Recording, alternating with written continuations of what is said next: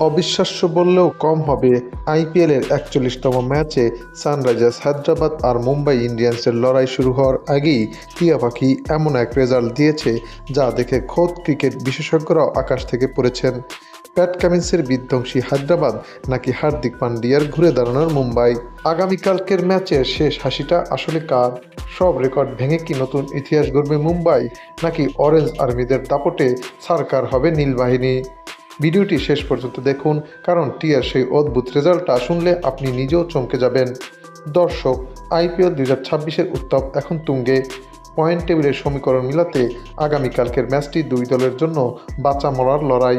মুম্বাইয়ের ওয়েংখেড়ে cricket ground স্টেডিয়ামে যখন এই দুই দল মুখোমুখি হবে, তখন গ্যালারিতে শব্দের মাত্রা আকাশ ছাড়িয়ে যাবে।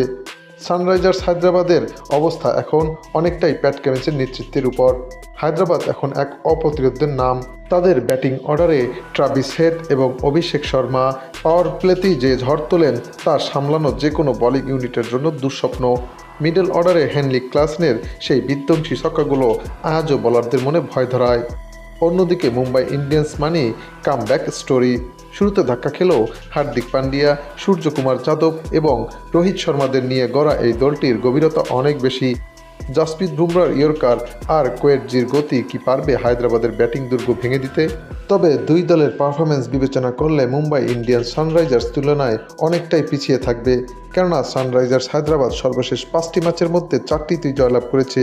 অপরপক্ষে মুম্বাই ইন্ডিয়ান্স মাত্র 1টিতে জয় পেয়েছে। পয়েন্ট টেবিলেও এই দুই দলের মধ্যে বেশ পার্থক্য রয়েছে। সানরাইজার্স হায়দ্রাবাদ 8 ম্যাচের মধ্যে 5টিতে জয়লাভ করে 10 পয়েন্ট নিয়ে পয়েন্ট টেবিলের 3 নম্বর অবস্থান করছে। অপরদিকে মুম্বাই ইন্ডিয়ান্স 7টি ম্যাচের মধ্যে 2টিতে জয়লাভ করে 4 পয়েন্ট নিয়ে পয়েন্ট টেবিলের 9 নম্বর অবস্থান করছে। তাই তো এই ম্যাচটি মুম্বাইয়ের জন্য অত্যন্ত কঠিন ম্যাচ হবে। এদিকে এই দুই দলের সর্বশেষ 5বারের দেখায় মুম্বাই ইন্ডিয়ান্স 4বার, সানরাইজার্স হায়দ্রাবাদ মাত্র 1বার জয়লাভ করতে পেরেছে। তাই তো এই ম্যাচের ফলাফল নিয়ে ক্রিকেট ভক্তদের মাঝে দেখা দিয়েছে তুমুল উত্তেজনা। আর এই উত্তেজনার কথা মাথায় রেখে একদিন আগেই এই ম্যাচের ফলাফল ফাঁস করল জ্যোতিষী টিয়া।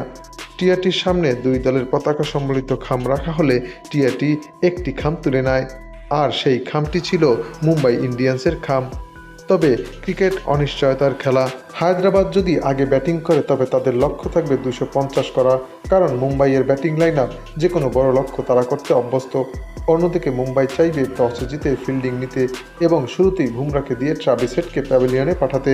সুপ্রিয় দর্শক, মাঠের লড়াই আর টিয়া পাখির রেজাল্ট দুটোই যখন এক বিন্দুতে মেলে, তখন রোমাঞ্চের আর বাকি থাকে না।